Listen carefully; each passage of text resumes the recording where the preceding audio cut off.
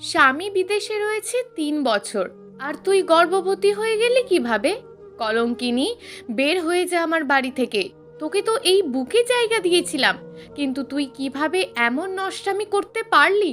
আমার ছেলে আজকে 3 বছর বিদেশে আছে, আর তুই নিজের পেট বাঁধিয়ে বসে আছিস।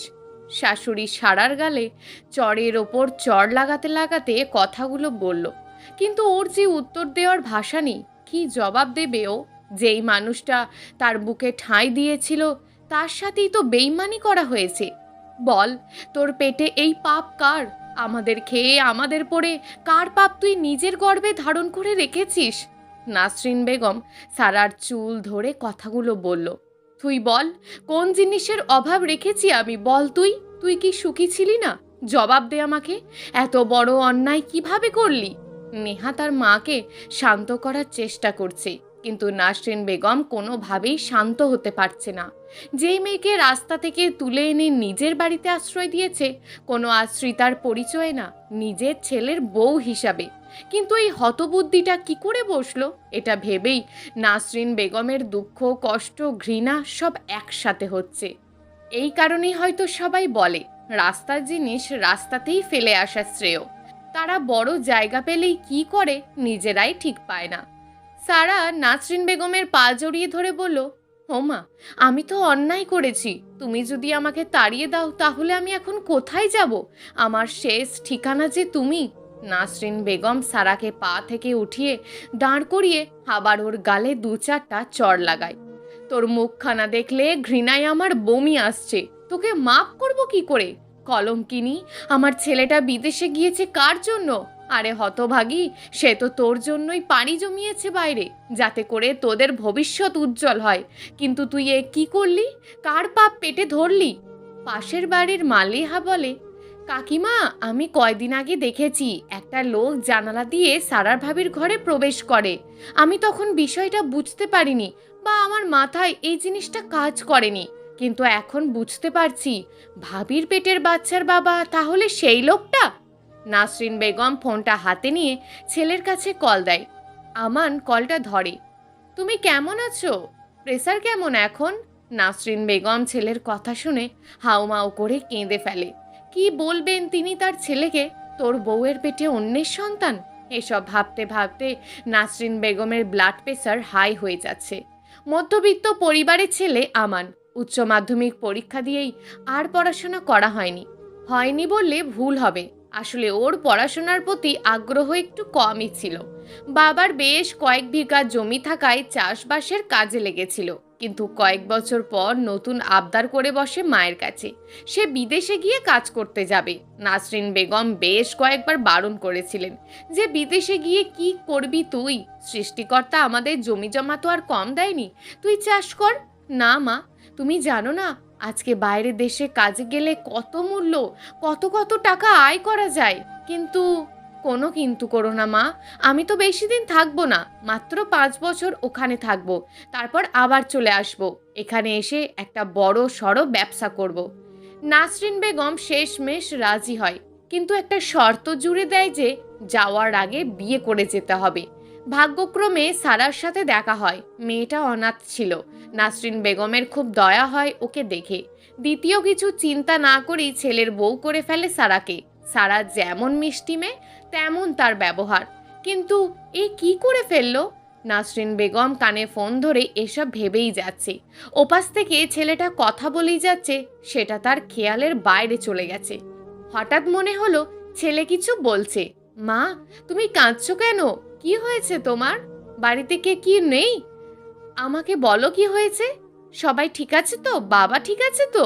নাসরিন বেগম আঁচল দিয়ে নিজের মুখ চেপে রেখেছে। কান্নাটা থামানোর বৃথা চেষ্টা চালিয়ে যাচ্ছে, কিন্তু কোনোভাবেই কান্না বন্ধ করতে পারছে না। বাবারে, আমাকে মাফ করে দিস, আমাকে মাফ করে দিস। আমি মা হয়ে তোকে বিপদের মুখে ফেলে দিয়েছি। কোন বিপদের মুখে ফেলেছো মা? বিদেশে তো আমি নিজের ইচ্ছায় এসেছি। তাছাড়া আমি তো সুখেই আছি, বিপদ কিসের? তোকে বিয়ে দিয়ে আমি সর্বনাশ ডেকে এনেছি। এই বাড়িতে কালনাগিনীর আশ্রয় দিয়েছি। যাকে বৌমা কম মেয়ে বেশি ভেবেছি, সে আজকে অন্যের পাপ বয়ে বেড়াচ্ছে। এই কষ্ট আমি কোথায় রাখবো? তুই আমাকে মাফ করে দে বাবা। মা, হয়েছেটা কি আগে বলবে তো? তোর বউ, তার পেটে এখন অন্যের বাচ্চা। মায়ের কথা শুনে আমার চুপ হয়ে গেল। এই কথার কোনো উত্তর যে ওর কাছে নেই। নাসরিন বেগম আবারও বললেন, চুপ করে আছিস কেন? কিছু তো বল। এই পাপিনীকে নিয়ে আমি কি করব বল? মা, কি হয়েছে তোমার? কথা বলছো না কেন মা? নাসরিন বেগম ছেলের সাথে কথা বলতে বলতেই অজ্ঞান হয়ে যায়। সারা তাড়াতাড়ি করে নাসরিন বেগমের কাছে গিয়ে মাথাটা কোলে তুলে নেয় আর বলে, মা, কি হয়েছে তোমার? মা, তুমি আমাকে কলঙ্কিনী বলো, অন্য কিছু থাকলে সেটাও বলো, আমার মুখে লাথি মারো, কিন্তু আমাকে দূরে সরিয়ে দিও না। কথা বলো না মা। নেহা সারাকে ধাক্কা মেরে দিয়ে মায়ের মাথাটা নিজের কোলের ওপরে নিয়ে বলল, ভাবি, তোমাকে তো বোনের আসনে বসিয়েছিলাম, কিন্তু তুমি এটা কি করলে? ভাইয়ার ভালোবাসা, আমাদের বিশ্বাস, সব কিছু চূর্ণ বিচূর্ণ কিভাবে করে দিতে পারলে? তোমার ওই মুখ দেখলেও আমার ঘৃণা হচ্ছে, জাস্ট ঘৃণা হচ্ছে। সারা কাঁদতে কাঁদতে বলল, নেহা, এমন বলো না। আমার শুরুতেও তোমরা আর শেষেও তোমরা। ও, শুরুতে আমরা আর শেষটা আমরা, মাঝখান দিয়ে তুমি অন্য কারোর, তার শয্যা সাথী। নেহা, তোমার পাপি মুখে আমার নামটা নিও না দয়া করে। তোমার মুখে নিজের নামটা শুনলে আমার সারা দেহ গুলিয়ে উঠছে। আমি কি এতটাই পাপিষ্ঠা? তুমি কতটা পাপিষ্ঠা সেটা জানো না? তুমি কি বুঝতে পারছো না কতটা পাপিষ্ঠা তুমি? নেহা, বোন আমার, আমার কথাটা একটু শোনো, মাকে একটু ধরতে দাও। সারা হাউমাউ করে কাঁদতে লাগলো। এমন ভুল ও কিভাবে করে ফেললো নিজেই বুঝতে পারছে না। এই সমাজে সে এখন স্বীকৃতি পাবে কলঙ্কিনীর। না না, তোমার কোনো কথাই শোনা হবে না। আমার মা যদি মরেও যায়, তবেও তোমার হাতে স্পর্শ আমার মাকে পেতে দেব না। তোমাকে হাত জোর করে বলছি, তোমার ওই পাপিষ্ট মন, পাপিষ্ট দেহ নিয়ে এই বাড়ি থেকে বের হয়ে যাও। আজ মাকে তুমি না হয় অজ্ঞান দেখেছ, কালকে আমাকে তুমি মরা দেহে দেখতেও পারো। তোমার মতন কলঙ্কিনী মেয়ের সাথে একই ছাদের নিচে আমার পক্ষে থাকা সম্ভব না। সারা কাঁদতে কাঁদতে কথা বলার অবস্থাতে নেই, তবুও কষ্ট করে বলল, না না, আমার মতন পাপিষ্ঠা কলঙ্কিনীর কারণে তুমি কেন আত্মহত্যা করবে? তার চেয়ে আমি বরং এই বাড়ি ছেড়ে চলে যাচ্ছি। তুমি ঠিকই তো বলেছ, নষ্ট একটা মেয়েকে নিয়ে এক বাড়িতে এক ছাদের নিচে আসলেই থাকা যায় না। আমি বাড়ি থেকেই চলে যাচ্ছি, আর কখনো আসবো না। আমার মতন কলঙ্কিনীকে নিয়ে আর কোনো কথা শোনা লাগবে না তোমাদের। নাসরিন বেগমের মাথায় নেহার কোলে, আর সারা ঠিক তারই পাশে বসে আছে। সারার শেষ কয়েকটা কথা নেহার একেবারেই সহ্য হয়নি।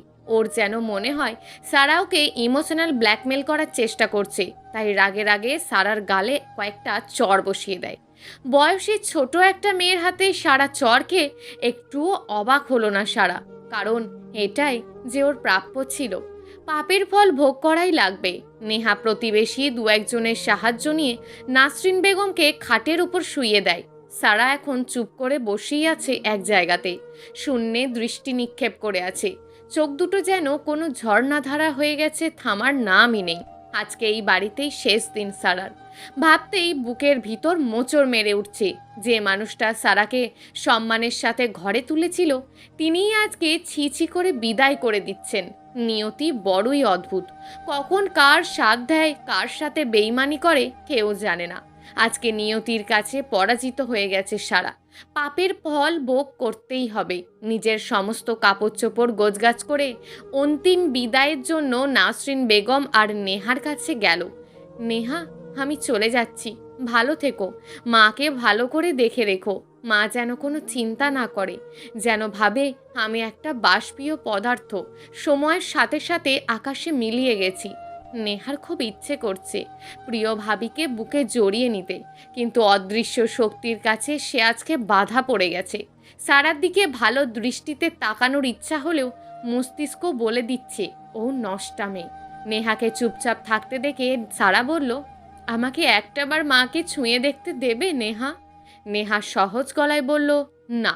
সারা শেষবারের মতো নিজের সংসার, নিজের স্বর্গ দেখে বিদায় নিয়ে বাসা থেকে বের হয়ে গেল। হাতে একটা ব্যাগ, তাতে হয়তো কয়েকটা পোশাক।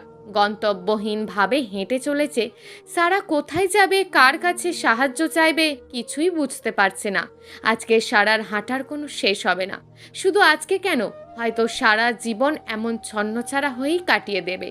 সন্ধ্যার দিকে সারা মেন রোডের ধার দিয়ে হেঁটেই চলেছে, খুব কষ্ট করে হাঁটছে, কিন্তু দেহ দুর্বল হওয়ার কারণে যখন তখন মাথা ঘুরে পড়ে যেতে পারে। পাশ কাটিয়ে একটা গাড়ি যাওয়ার সময় দাঁড়ালো। আপু, আপনার কি কোনো হেল্প লাগবে? না, আমি ঠিক আছি। আমানের বাড়িতে রাত 8টার দিকে নাসরিন বেগম কিছুটা সুস্থতা অনুভব করেছেন। নেহা থালা থেকে ভাত আর ডাল দিয়ে মাকে নিজের হাতে খাইয়ে দিচ্ছে। নাসরিন বেগম খাবার মুখে নিতে গিয়েও নিতে পারল না, আবার সেই কান্না শুরু করে দিল।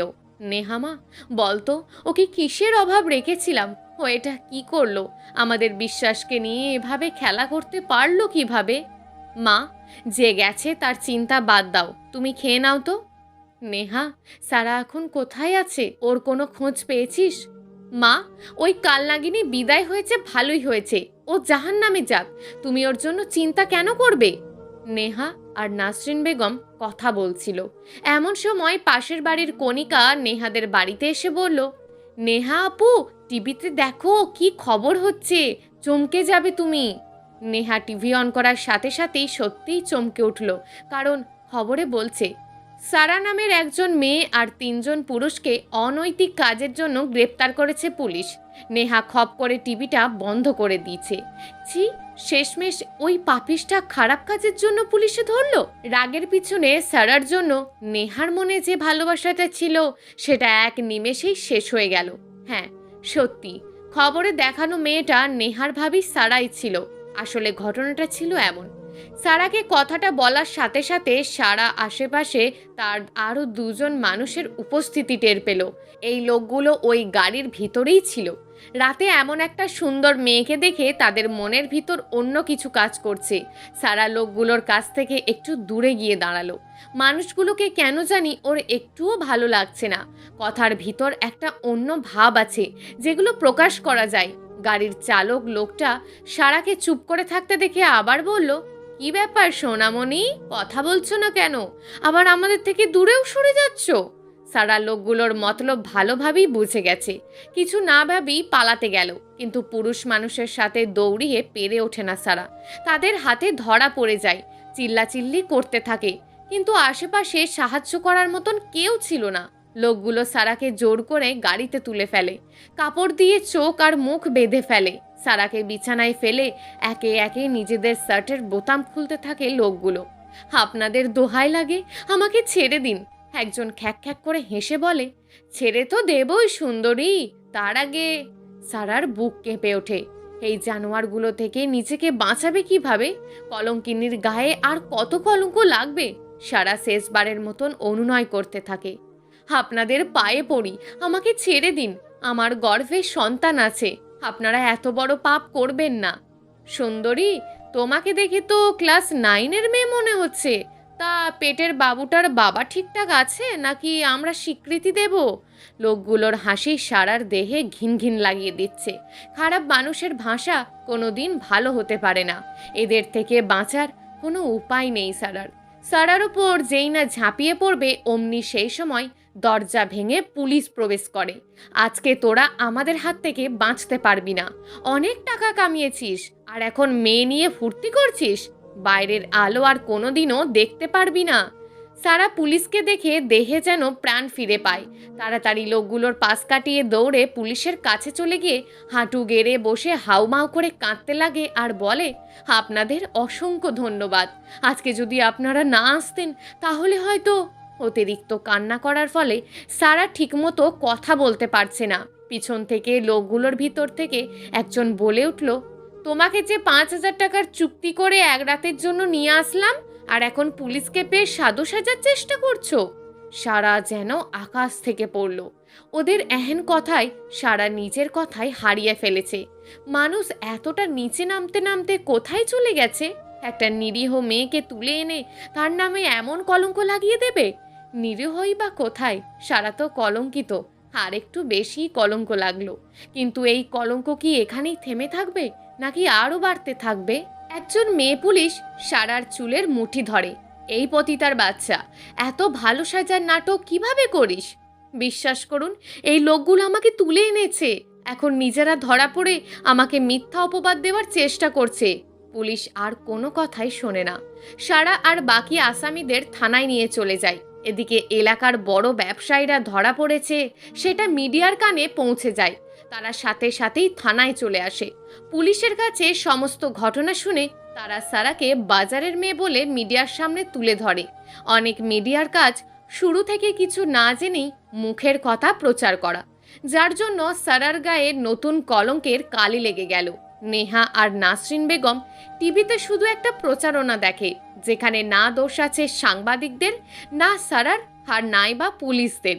ওই মানুষরূপী জানোয়ারগুলোর জন্য সব আজ অপবাদের ওপর অপবাদ সারার ঘাড়ে এসে পড়ল।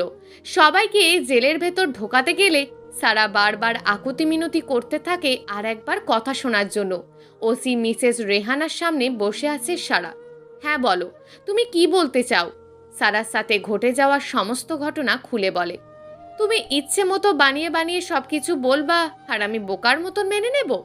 আমার পেটের সন্তানের কসম খেয়ে বলছি, আমার কোনো অপরাধ নেই, আপনি যাচাই করতে পারেন। মিসেস রেহানা লকআপের ভিতর গিয়ে ওই তিনজনকে ভয় দেখায় যে সত্য কথা না বললে আরও ভয়ঙ্কর শাস্তি দেয়া হবে। মৃত্যুর ভয় সবাই পায়, তাই তারাও ভয় পেয়ে স্বীকার করে যে তারা মেয়েটাকে জোর করে তুলে এনেছে।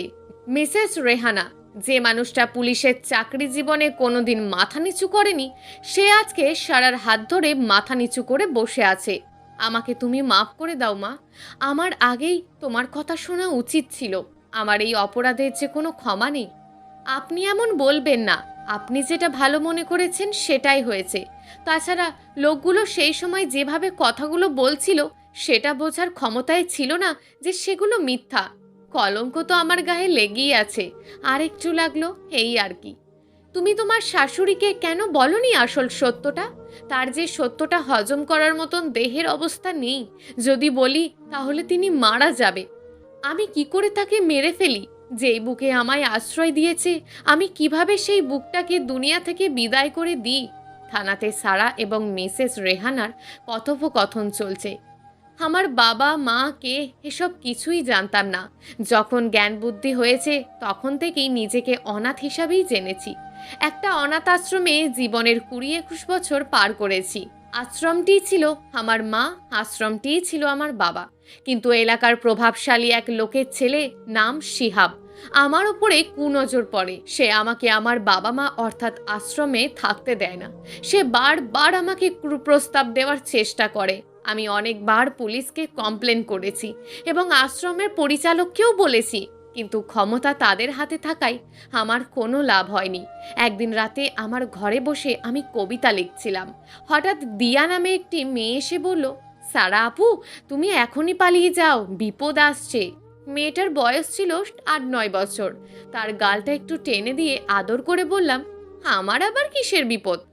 জানো সারা আপু, আমি যখন বাথরুমের দিকে যাচ্ছিলাম তখন অফিস রুম থেকে কিছু মানুষের ফিসফিসানি শুনতে পাই। এই রাতে অফিস রুমে তো কেউ থাকে না, তাই আমি দরজায় কান পেতে শোনার চেষ্টা করি। তাদের মধ্যে কেউ একজন বলে, সারা মেয়েটার খুব সাহস হয়েছে, ওকে রেপ করে মেরে ফেলবো। জানো আপু, কথাটা শুনে আমি খুব ভয় পেয়েছি, তাই বাথরুমে না গিয়েই তোমার এখানে কথাটা বলতে চলে এসেছি। দিয়ার কথাটা শুনে আমার বুকটা কেঁপে ওঠে। যেখানে এত বছর ভালোবাসার সাথে বেড়ে উঠেছি, আজ সেই জায়গায় আমার থাকবে না? নিষ্ঠুর দুনিয়ায় সব কষ্ট যেন আমার ওপরই লেগে আছে। দিয়া মেয়েটা জিজ্ঞেস করে, আচ্ছা সারা আপু, রেপ জিনিসটা কি, আর সেটা করলে মেরে ফেলবে কেন? ছোট্ট মেয়েটাকে এই বিষয়টা বোঝানোর মতন কন্ডিশন ছিল না। আমার হাত পা থরথর করে কাঁপছিল, কিছুই মুখ দিয়ে বের হচ্ছিল না। শেষমেশ মেয়েটাই বলল, তুমি তাড়াতাড়ি পালিয়ে যাও, না হলে ওরা তোমাকে মেরে ফেলবে। মাথায় তখন একটাই জিনিসই কাজ করছিল, আর সেটা হলো বাঁচতে হবে। তখনই নিজের জামাকাপড় নিয়ে জীবনের মতন আশ্রম থেকে পালিয়ে বের হয়ে যায়। রাতের বেলা কোথায় যাব, কি করব, কিছুই বুঝতে পারছিলাম না। হঠাৎ মনে পড়ে পরিচিত একটা বান্ধবী আছে, তাই সেই রাতে তার কাছেই চলে যায়। সকালবেলা আমি সেখান থেকেও পালিয়ে আসি। যে জায়গায় আমি 20-21 বছর ধরে থেকেছি, সেই জায়গায় আমার ক্ষতি করতে চেয়েছিল, আর মাত্র 2 বছরের বন্ধুত্ব কিভাবে আমাকে রক্ষা করবে? গন্তব্যহীনভাবে সারাদিন ঘুরতে থাকি। কোথায় যাচ্ছি কিছুই বুঝতে পারছিলাম না। ক্ষুধার তুলনায় এক পা ফেললে সেটা তোলারও ক্ষমতা ছিল না। কি করব, কোথায় যাব এই ভেবে আমার পৃথিবী ভেঙে কান্না আসছিল। হাঁটতে হাঁটতে হঠাৎ মাথা ঘুরে পড়ে যায়। যখন চোখ খুলি নিজেকে হাসপাতালে আবিষ্কার করি। একজন মহিলা পাশে বসে হাত পাখা দিয়ে আমাকে বাতাস করছিল। তিনি আমাকে জানান যে তার ছেলে পাশের শহর থেকে ফেরার সময় রাস্তার মাঝে আমাকে পড়ে থাকতে দেখে। কেউ সাহায্যের হাত বাড়িয়ে দেয় না, তাই সে নিজেই আমাকে এই হাসপাতালে ভর্তি করে। তারপর ওনাকে খবর দেয় আমার সেবা যত্ন নেওয়ার জন্য। মহিলাটি আমার কাছ থেকে আমার ঠিকানা জিজ্ঞেস করে, কিন্তু এতিমের যে একটাই ঠিকানা, খোলা আকাশ। আমি আমার সাথে ঘটে যাওয়া সব ঘটনা ওনাকে বলি। আমার কথা শুনে আমার ওপরে খুব মায়া হওয়ার কারণে আমাকে ফেলে যাননি, তার বাড়িতে স্থান দিয়েছিল, তাও একজন আশ্রিতার জায়গা না, তার পুত্রবধূ করে। ভেবেছিলাম বাকি জীবনটা হয়তো প্রিয় মানুষটার সাথে সুখে কাটিয়ে দেব, কিন্তু হায়, হতভাগী সারা জীবন কষ্টই পেয়ে থাকে। তার জীবনে সুখ বলতে কিছুই নেই, শুধু স্বপ্নেই সুখ পাবে, বাস্তবে শুধু দুঃখ আর দুঃখ। বিয়ের 2 মাস পর আমার বাইরের দেশে যাওয়ার জন্য তোড়জোড় লাগিয়ে দেয়। বলেছিল 5 বছর বিদেশে থাকবে, কিন্তু একজন স্ত্রী জানে স্বামীর থেকে দূরে থাকা কতটা কষ্টের, তার ভালোবাসার পরশগুলো থেকে দূরে থাকা কতটা কষ্টের, তার বুকে মাথা না রেখে রাত কাটানোর কষ্টটা কতটা। 2 মাস পর আমানের সব কিছু ঠিকঠাক হয়ে যায়। যাওয়ার সময় আমার কপালে একটা ভালোবাসা দিয়ে বলেছিল মা, বাবা আর নেহাকে দেখে রাখতে। আমি মুখ দিয়ে কিছু বলিনি, কিন্তু আমার চোখ সেদিন আমার কথা শোনেনি। এয়ারপোর্টের ওয়েটিং জোনে বসেছিল, হঠাৎ এসে পুলিশ ওকে ধরে নিয়ে যায়। কেউ ওর পাশের চেয়ারে একটা ব্যাগ রেখে ওকে একটু দেখে রাখতে বলে, সেটাই ওর কাল হয়ে দাঁড়ায়। 5 বছরের জেল হয়।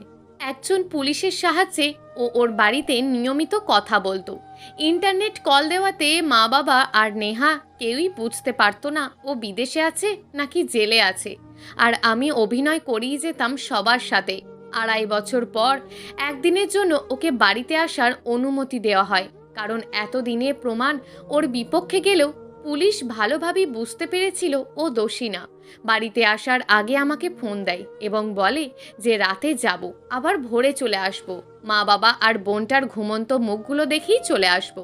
আমি জেলে আছি ওরা বা মা জানলে তাকে বাঁচানো যাবে না। সেদিন রাতেই বাড়িতে আসে আমান। প্রিয় স্বামীকে 2.5 বছর পর কাছে পেয়ে আর তার ভালোবাসার ডাকে সাড়া দেওয়ার ফলেই আমার এই সন্তান গর্ভে আসে। ভোরে আমান চলে যায়। আমি আমার প্রেগন্যান্সির কথা প্রায় 4-5 মাস লুকিয়ে রাখার চেষ্টা করি। পেট একটু একটু করে বাড়তে থাকে, তবুও যতটা সম্ভব নিজেকে লুকিয়ে রাখি। কিন্তু হঠাৎ একদিন আমার ফোনে কল আসে যে শর্ট সার্কিটে আমানকে যেই জেলে থাকে সেখানে আগুন লেগে 3 জন পুলিশ ও যে 5 জন কয়েদি ছিল তারা সবাই পুড়ে মারা যায়। আমার পায়ের নিচ থেকে মাটি সরে যায়। আমার পৃথিবী যেন অন্ধকার হয়ে যায়। আমি কোনো রকমভাবে বলি তার লাশ যেন বাড়িতে না পাঠানো হয়, মা দেখলে তাকে আর বাঁচাতে পারবো না। ফোনটা কোনো রকমে রেখেই আমি মাটিতে লুটিয়ে পড়ি। ডাক্তার এসে চেক আপ করেই জানায় আমি প্রেগনেন্ট। তারপর একে একে সারা সব কিছু ওসি মিসেস রেহানাকে বলে। তুমি তোমার শাশুড়িকে কেন বলনি আসল সত্যটা? তার যে সত্যটা হজম করার মতন দেহের অবস্থা নেই, যদি বলি তাহলে তিনি মারা যাবেন। আমি কি করে তাকে মেরে ফেলি? যেই বুকে আমায় আশ্রয় দিয়েছে, আমি কিভাবে সেই বুকটাকে দুনিয়া থেকে বিদায় করে দিই? তবুও তোমাকে সত্যিটা তোমার শাশুড়িকে জানা উচিত ছিল। বিনা অপরাধে নিজের নামে কলঙ্কিনীর টাইটেল লাগিয়ে কি লাভ? আমি পারিনি একজন মাকে তার সন্তানের মৃত্যুর খবর দিতে পারিনি। কিভাবে বলি তোমার বুকের মানিক এই দুনিয়ায় নেই? জানেন পৃথিবীতে সবথেকে বড় বোঝা কি? বাবা মায়ের কাছে তার সন্তানের বোঝা। কোনোদিন বলতেই পারবো না যে আমান এই পৃথিবীতে নেই। সারা জীবন কলঙ্কিনীর তকমা নিয়েই থাকবো। রেহেনা বেগম চুপ করে সারার কথা শুনছে। মেয়েটা স্বার্থপর, আসলেই স্বার্থপর। না হলে পরের জন্য কেউ নিজেকে খারাপ বানিয়েও বেঁচে থাকতে পারে? সারা একটু চুপ করে আবার বলতে লাগলো, একবার তো আমার নামের পাশে কলঙ্কিনীর তকমা লেগেই গিয়েছে, এটা মুছে ফেলা যাবে না।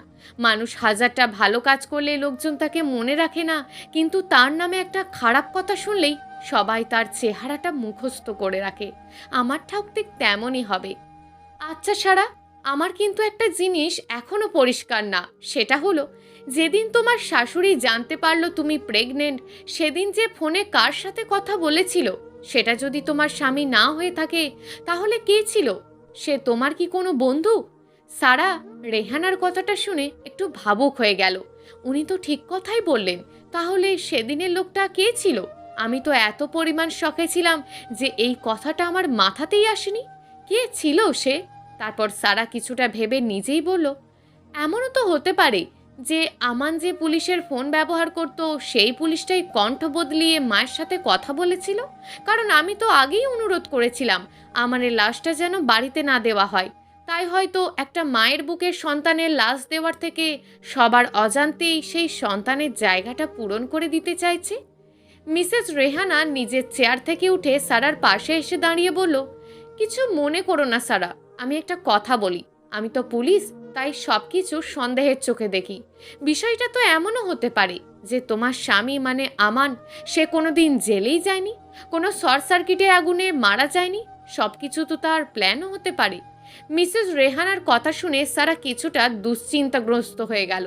তারপর হতাশা কণ্ঠে বলল, দেখুন ম্যাম, একটা মানুষের নিজের মৃত্যু নিয়ে নাটক করার তো কোনো মানে থাকতে পারে না।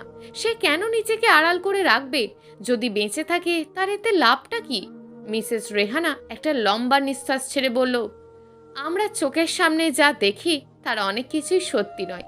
আর যেটা তোমার দৃষ্টির বাইরে ঘটছে সেই জিনিস কিভাবে সত্য বলে মেনে নেওয়া যায় বলো তো? আমি তোমাকে কষ্ট দেওয়ার জন্য কথাগুলো বলছি না সারা, জাস্ট সন্দেহ হলো তাই বললাম। যাকো সব কথা, এখন আমার সাথে চলো। সারা মুখের দিকে তাকিয়ে রইল। সারা যাবে মানে? কোথায় যাবে?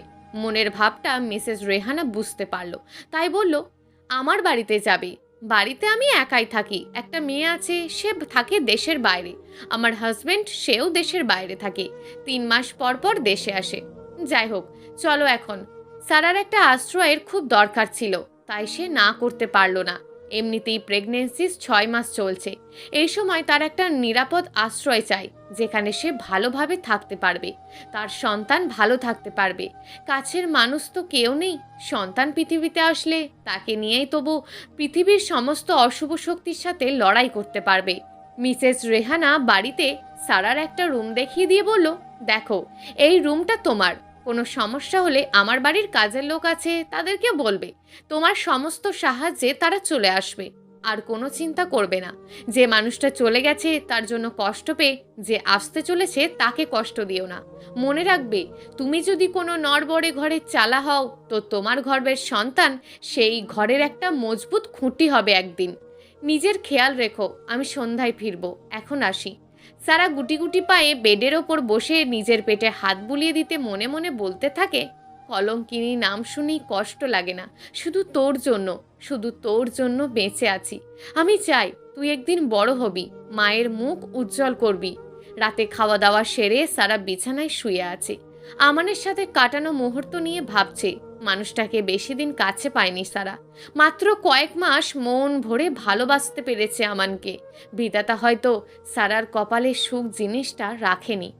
এই সময় মিসেস রেহানার ঘর থেকে কিছু পড়ার শব্দে সারার ভাবনার ব্যাঘাত ঘটে। বাসার সব লাইট বন্ধ, চাকর বাকর সব ঘুমিয়ে গেছে। সারা আস্তে আস্তে মিসেস রেহানার রুমের দিকে গেল। রুমের ভিতর থেকে কিছুটা ঝাঁঝালো কণ্ঠ শুনতে পায় সারা। প্রথমে ভাবল তিনি নিজের স্বামী বা মেয়ের সাথে কথা বলছেন, তাই নিজের ঘরের দিকে পা বাড়াতে নিল। হঠাৎ আমানের নামটা মিসেস রেহানার ঘর থেকে শুনতে পেল। দরজাটা হালকা খোলা রয়েছে, তাই কথাগুলো বুঝতে একটুও অসুবিধা হলো না সারার। মিসেস রেহানা আমানের সাথেই কথা বলছে। আমান, তুমি বোঝার চেষ্টা করো, সারাকে আমি কেন এত বড় ঘটনার হাইলাইট করতে যাব? কেউ একজন থানা থেকে মিডিয়ার লোকজনকে খবর দিয়েছিল। আমার কিছুই করার ছিল না। আমি তো জানি সারা তোমার স্ত্রী, তাহলে কেন আমি তাকে বদনামের ভাগিদার হতে দেব? তুমি অযথা রাগ করছো আমান, সে আমার মেয়ের বয়সী। ওপাশ থেকে কিছু বলার পর মিসেস রেহানা বলে, তুমি চিন্তা করো না আমান, আমি ওকে নিজের মেয়ের মতোই দেখে শুনে রাখবো। তুমি আমাদের মিশনের কথা ভুলে যেও না। এখন রাখছি, দেখি সারা কি করছে। সারা দ্রুত পায়ে নিজের ঘরের দিকে চলে গেল। আমান তাহলে বেঁচে আছে? তাহলে এই মানুষটার সাথে ওর কিসের সম্পর্ক? সারা তাড়াতাড়ি ঘরের ভিতরে এসে কাঁথা মুড়ি দিয়ে চুপচাপ শুয়ে থাকে। এমন একটা ভাব নিল যেন সে ঘুমিয়ে গেছে। সারার মনে মনে রাগ আর খুশি দুইটাই হচ্ছে। প্রিয়তম বেঁচে আছে এটা শুনে খুশি, বেঁচে আছে সেই কথা জানানো হয়নি কেন এটা শুনে রাগ হচ্ছে খুব। মানুষ তো তার স্ত্রীর কাছে সব কথাই বলে, কিন্তু এই লোকটা কেন বলেনি? যদি সে পুলিশের কোনো এজেন্ট হয় তাহলে তো মা কিংবা আমাদের কথাটি সে জানাতে পারত। তাৎক্ষণিকভাবে মনে পড়ে যায় আমান তো বেশি লেখাপড়া করেনি, তাহলে সে পুলিশের চাকরি কিভাবে পেল? ভাবতে ভাবতে মাথা বন্ধন করছে। মিসেস রেহানা এসে সারার পাশে বসতেই সারা একটু নড়ে চড়ে উঠল। মুখের ওপর থেকে কাঁথাটা সরিয়ে কপালে হাত দিয়ে দেখলো জ্বর আছে কিনা, কারণ এই গরমে কারোর কাঁথা মুড়ি দিয়ে থাকার কথা না। কপালে হাত দিয়ে দেখলো সব কিছু স্বাভাবিক আছে। ডাক দিলে সারার ঘুমের ডিস্টার্ব হবে ভেবে মিসেস রেহানা তাকে আর ডাক দেয় না, বাইরে থেকে দরজা আটকে দিয়ে নিজের ঘরে চলে যায়। সারা তাড়াতাড়ি গিয়ে ভিতর থেকে দরজাটা লক এঁটে দেয়। সারার এখন খুব কান্না পাচ্ছে আমানের জন্য। 2 দিন আগেই জেনেছে লোকটা দুনিয়ায় নেই। তার খবর লোকাতে গিয়ে কত কি ঘটে গেল, এসবের কিছু কি সে জানে? বাথরুমের ভিতরে গিয়ে শাওয়ারটা ছেড়ে দিয়ে সারা ভিজতে থাকে আর অঝোর ধারায় কাঁদতে থাকে। কেন তুমি মরার নাটক করেছো? আমাকে জানাওনি কেন? আমার তো ইচ্ছে হয় আমাদের বাবুটা পেটের ভেতরে থাকা অবস্থায় তুমি আমাকে দেখাশোনা করবে, পেটে মাথা দিয়ে বাবুর সাথে কথা বলবে, কিন্তু না, তুমি তোমার মতন পালিয়ে বেড়াচ্ছ আমার থেকে। কেন করছো আমান? আমারও তো খুব ইচ্ছে হয় তোমার বুকে মাথা রেখে দিনগুলো কাটাই, তোমার সাথে খুনসুটি করে সময়গুলো পার করি। সব সময় কি আর নিয়তির দোষ দিলে হয় বলো? দোষ তো তোমার। কেন আমার সামনে আসছো না? সকালে মিসেস রেহানা অফিস যাওয়ার জন্য রেডি হয়ে খাবার টেবিলে এসে দেখে সারা নেই। কর্মচারীদের জিজ্ঞাসা করতে তারা বলে সকাল থেকে তিনি এখনো ঘর থেকেই বের হননি। মিসেস রেহানা সারার ঘরের দরজায় টোকা মেরে ডাক দেয়, কিন্তু কোনো সাড়া শব্দ পায় না। ঘুমিয়ে থাকলেও ঘুম ভেঙে যাওয়ার কথা।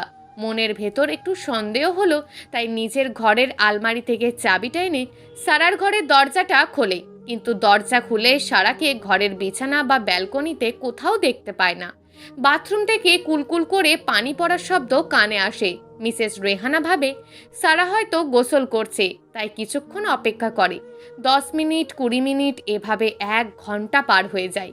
এদিকে ডিউটিতে যাওয়ার টাইম হয়ে গেছে, এখন বের হতেই হবে। তাই মিসেস রেহানা বাথরুমের দরজায় নক করতে থাকে, কিন্তু আগের মতোই কোনো সারা শব্দ পায় না পানি পড়ার শব্দ ব্যতীত। এবার ওনার মনের ভিতর খচখচ করতে থাকে, সারার কোনো বিপদ হলো না তো? সারার কিছু হয়ে গেলে আমানকে কি জবাব দেবে?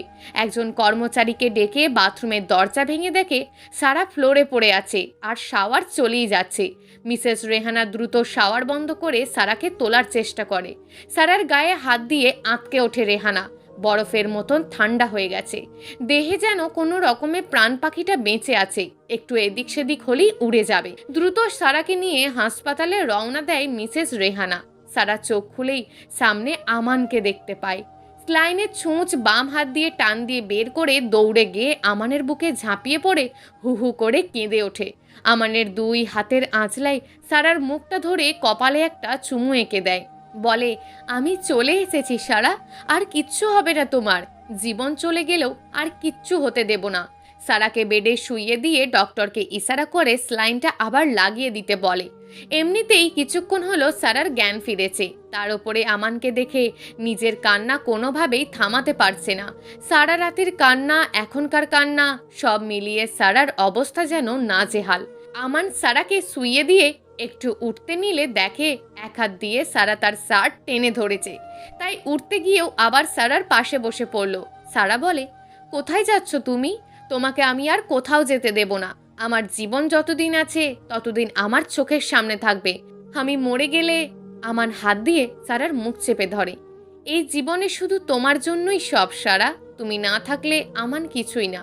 খবরদার আর মরে যাওয়ার কথা বললে কিন্তু আমি এবার সত্যি সত্যিই মারা যাব। আমানের কথা শুনে সারা ফুঁপিয়ে ওঠে। আমান বুঝতে পারে সে ভুল কিছু বলে ফেলেছে, তাই 1000 বার সরি বলল। সারা বলল, তোমার জন্য আমাকে কত কথা শোনা লেগেছে সবার কাছে। আমার ছোট নেহা, তার কাছে চড় খাওয়া লেগেছে। কত কষ্ট হয় জানো? আমান বলল, সারা তুমি হাইপার হইও না, সব ঠিক হয়ে যাবে। আমি তো চলে এসেছি। আর কোনো অপবাদ তোমার থাকবে না। সেই দিনই হাসপাতাল থেকে রিলিজ নিয়ে সারাকে নিয়ে বাড়ির উদ্দেশ্যে রওনা দেয় আমান। যদিও এত তাড়াতাড়ি এসব করার ইচ্ছে ছিল না আমানের, কিন্তু মিসেস রেহানা বলল যে ওকে আর এত কষ্ট দেওয়া ঠিক হচ্ছে না, তাই সব কিছু এত তাড়াতাড়ি। গাড়ি থেকে নেমে আমান সারাকে বলল, একটু অপেক্ষা করো, আমি আসছি। এই রাতে এমন শুনশান জায়গায় আমান কোথায় যাবে? তাই সারা পিছু নিল। আমান 3জন লোককে টাকার একটা বান্ডিল দিল। এরা তো সেই 3জন যারা গত পরশু আমাকে তুলে নিয়ে গেছিল। এরা তো আমার সাথে, আমার নিজেই তাহলে এসব করছে। এটা করে ওর লাভ কি ছিল? কি হচ্ছে এসব আমার সাথে? দ্রুত ওখান থেকে চলে এসে গাড়িতে বসে পড়ে সারা। এখন আমি চুপচাপ থাকবো। আমানের এসব করার পিছনের রহস্য আমাকে জানতেই হবে। গাড়িতে চুপচাপ বসে আছে সারা। একটু ভয় ভয় করছে তার। ভয় করার কথা, কারণ আমানের একদিকে পুলিশের সাথে সম্পর্ক, অন্যদিকে এই খারাপ লোকগুলোর সাথে সম্পর্ক। যেন একটা গোলক ধাঁধার ভিতর আটকে গেছে সারা, যার ভিতর থেকে বের হতে চাইছে, কিন্তু সেটা সারাকে বের হতে দিচ্ছে না। আমান এসে সারার পাশে বসলো। আমানকে দেখে সারা যেন কুঁকড়ে যাওয়ার চেষ্টা করছে। আমান সারাকে নিজের কাছে টেনে বলল, কি হয়েছে তোমার? এমন কেন করছো? মনে হচ্ছে কোনো ভূত দেখেছো তাই ভয় পাচ্ছ। সারা অবাক চোখে আমানের মুখের দিকে তাকিয়ে আছে আর মনে মনে বলছে, তুমি কি আমান? তুমি ভালো নাকি খারাপ? নাকি ভালো খারাপ দুটোর মাঝে ঝুলে আছো? আমি যে তোমাকে চিনতে পারছি না। আমান সারার চুপ করে থাকা দেখে তার মাথাটা বুকে নিয়ে বলল, কি হয়েছে? কথা কেন বলছো না? সারা ভাবনা থেকে বের হয়ে শুধু একটা কথাই বলল, আমি খুব ক্লান্ত, আমার ঘুম পাচ্ছে। ঠিক আছে, তুমি আমার বুকে মাথা রেখে ঘুমাও, আমি তোমার মাথায় হাত বুলিয়ে দিচ্ছি। গাড়ি আপন গতিতে চলছে। সারা আমানের বুকে মাথা রেখে ঘুমিয়ে আছে। সবার কাছে এটা একটা প্রশান্তির ঘুম। প্রত্যেক স্ত্রী তার স্বামীর বুকে প্রশান্তির ঘুম দিতে চায়। সারাও ঘুমাচ্ছে, কিন্তু ঘুমের ভিতর কোনো প্রশান্তি নেই সারার। বারবার উসপিস করে উঠছে, যেন মনে হচ্ছে ওর প্রশান্তি কোনোদিনই ছিল না, কোনোদিন আসবেও না। সারা জীবন শুধু লড়াই করেই বাঁচতে হবে।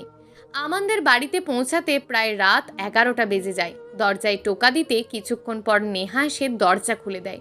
আমানকে দেখে নেহা যেন চমকে ওঠে। ভাইয়া বলে চিৎকার করে আমানকে জড়িয়ে ধরে। কিছুক্ষণ পর ছেড়ে দিয়ে বলে, তুই কখন এলি ভাইয়া? আমাদেরকে জানাসনি কেন? হঠাৎ চোখ যায় আমানের পিছনে। তাকে সারা মাথা নিচু করে দাঁড়িয়ে আছে। ওর সাথে তোর কোথায় দেখা হলো ভাইয়া? ওকে নিয়ে চলে আসলি? ভাইয়া, তুই জানিস না ও কি করেছে? তোর সাথে কত বড় পাপ করেছে। নেহার কথা শেষ হতে না হতেই আমার নেহার গালে একটা চর কষিয়ে দিল। যেই মেয়েটাকে কলঙ্কিনী নাম দিয়েছে এই সমাজ, তার গায়ে কলঙ্কিনীর ছিটে ফোঁটাও নেই। কিভাবে সহ্য করব আমি, তুই বল? আমার সন্তান ওর গর্ভে, ওর স্বামীর সন্তান ওর গর্ভে, আমাদের ভালোবাসার চিহ্ন ওর গর্ভে। মানে কি বলছিস ভাইয়া? তুই তো 3 বছর দেশের বাইরে ছিলি, তাহলে কিভাবে কি? আমি কোনোদিনই বিদেশে যাইনি। সরকারের একটা গোপন মিশনে আমাকে নেওয়া হয়, তাই বিদেশে যাওয়ার নাটক, জেলে যাওয়ার নাটক এইসব করেছি। মরে যাওয়ার নাটকও করেছিলাম। ভেবেছিলাম বাড়িতে এসে সারপ্রাইজ দেব, কিন্তু তোরা আমার সারাকে বাড়ি থেকে বের করে দিলি, তাই সব কিছু ছেড়ে চলে আসতে বাধ্য হলাম। কি বলছিস ভাইয়া? মরে যাওয়ার নাটক মানে? এবার সারা মুখ খুলল। আমি অনেক আগেই জানতাম আমান জেলে আছে। এর মাঝে নাকি একদিন পুলিশ ওকে ছুটি দিয়েছিল, তাই এখানে আসে সবাইকে লুকিয়ে। সেই দিনই আমার পেটে ওর বাচ্চা আসে।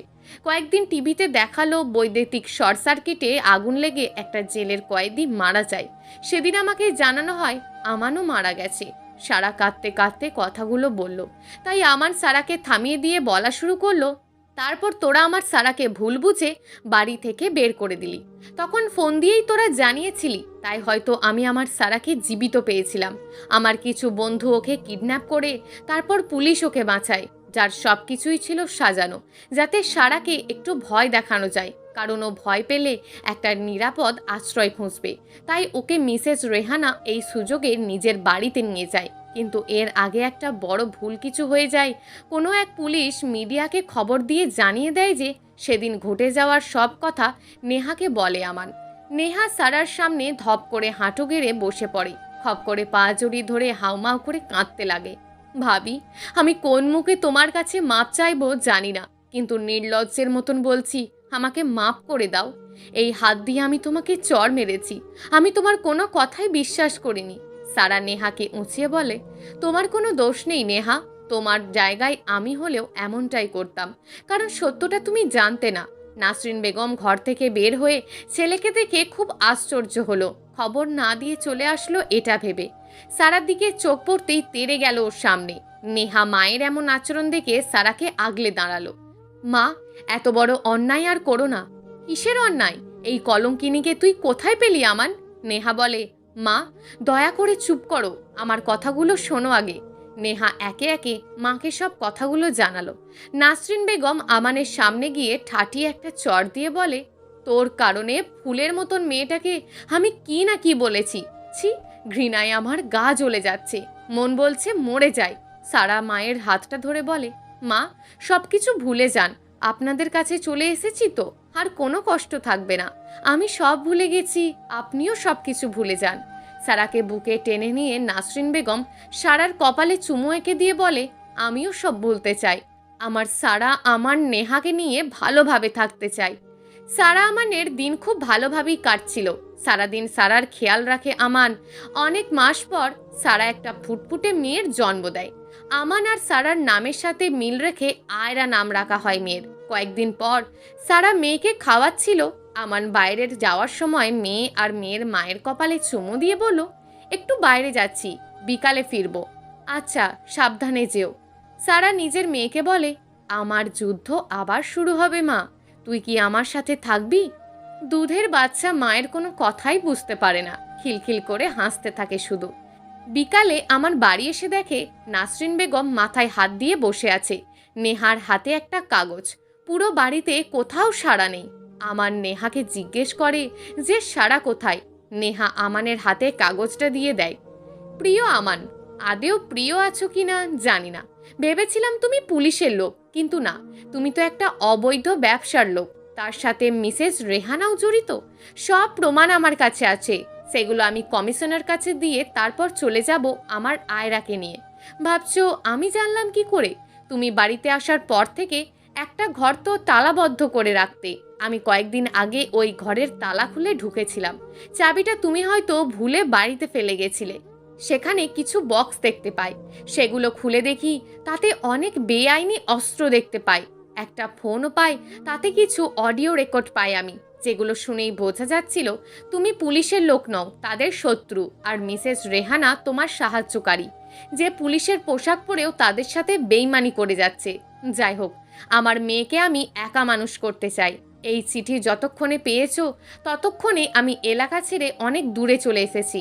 আমি চাই না তোমার ছায়া পড়ুক আমার নিষ্পাপ মেয়ের ওপর।